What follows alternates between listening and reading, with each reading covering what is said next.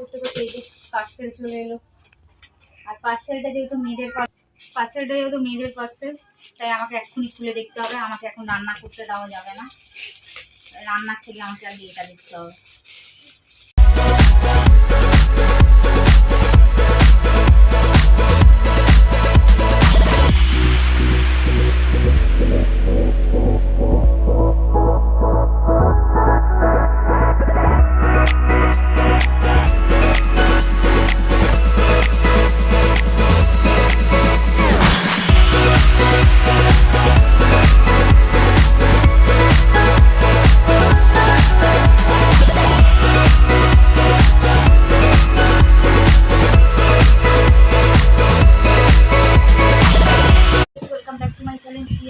আমি আপনাদের রূপবাচ্য নিয়ে চলে এসেছি আবার আজকে একটু লাঞ্চ করতে বসেছি।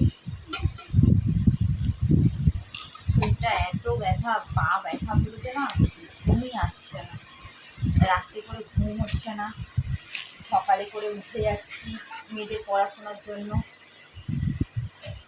ফের আবার এখন ঘুম পাচ্ছিল, একটুখানি 5 করে একটুখানি শুনলাম, ঘুম আর হলো না। পেটের মধ্যে ইঁদুর ডাকতে শুরু করে দিল, এটা সাপ।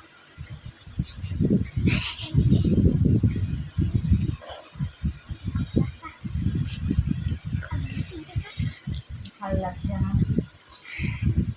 মানে বসতেও পারছে না, এত পা দুটো ব্যথা।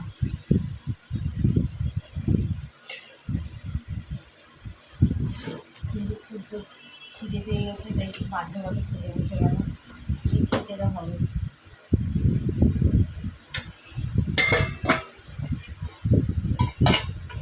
এই করেছি আজকে কলমি শাক ভাজা,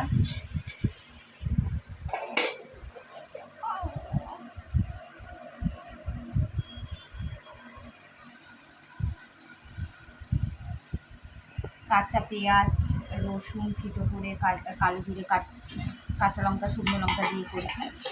কতটা কাসুন্দি ঢাললো দেখেছো?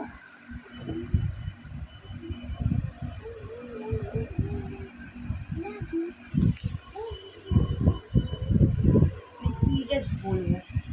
এই যে কাসুন্দি দিয়ে আমার মেয়ে কলমি শাক ভাজা খেতে খুব ভালোবাসে, ছোটো মেয়ে, বড় মেয়ে। আর করেছি আজকে হচ্ছে এই দেখো চিকেন কষা,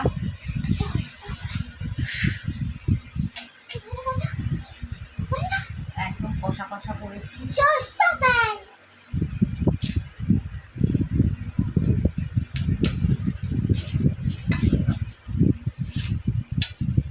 আর আমার মানে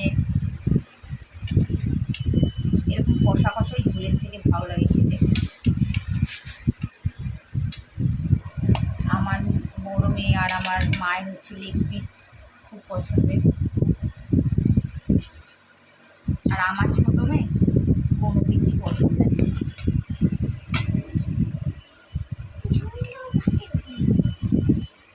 কিছু খেতেই চায় না।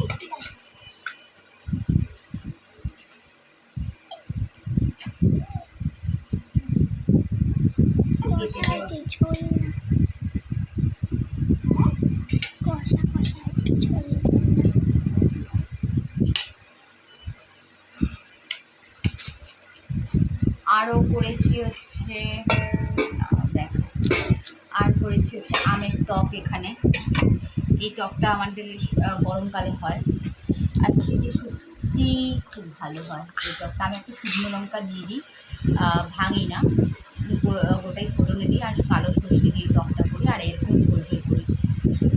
আর সত্যি খুব ভালো লাগে এই গরমে খেয়ে, জাস্ট হ্যাঁ শরীরে শান্তি লাগে। তো চলো লাঞ্চটা করে নিই, লাঞ্চ করার পরে অবশ্যই